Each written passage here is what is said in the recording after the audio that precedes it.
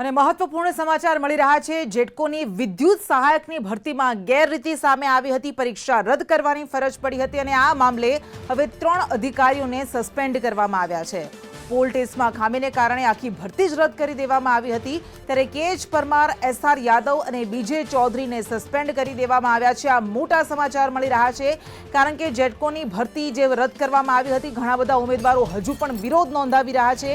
હજુ પણ એ માંગ કરી રહ્યા છે કે જે પણ પરીક્ષાઓ ફરીથી લેવાની વાત છે તે રદ કરવામાં આવે અને જો તે કરવામાં નથી આવતું તો અમે ઉગ્ર આંદોલન કરીશું તેવી ચીમકી ઉચ્ચારવામાં આવી છે। આ બધા વચ્ચે 3 અધિકારીઓને સસ્પેન્ડ કરી દેવામાં આવ્યા છે। આ મોટો નિર્ણય લેવામાં આવ્યો છે જેટકોની ભરતીમાં ગેરરીતિને કારણે, કારણ કે તેમાં કોઈ ઉમેદવારનો વાંક નહોતો, પરંતુ અધિકારીઓની બેદરકારીને કારણે આ ક્ષતિ સામે આવી હતી।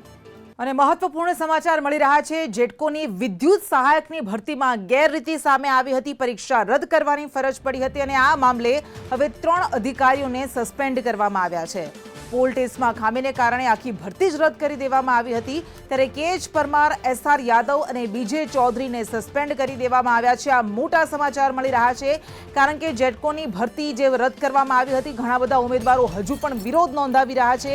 હજુ પણ એ માંગ કરી રહ્યા છે કે જે પણ પરીક્ષાઓ ફરીથી લેવાની વાત છે તે રદ કરવામાં આવે અને જો તે કરવામાં નથી આવતું તો અમે ઉગ્ર આંદોલન કરીશું તેવી ચીમકી ઉચ્ચારવામાં આવી છે। આ બધા વચ્ચે 3 અધિકારીઓને સસ્પેન્ડ કરી દેવામાં આવ્યા છે। આ મોટો નિર્ણય લેવામાં આવ્યો છે જેટકોની ભરતીમાં ગેરરીતિને કારણે, કારણ કે તેમાં કોઈ ઉમેદવારનો વાંક નહોતો, પરંતુ અધિકારીઓની બેદરકારીને કારણે આ ક્ષતિ સામે આવી હતી।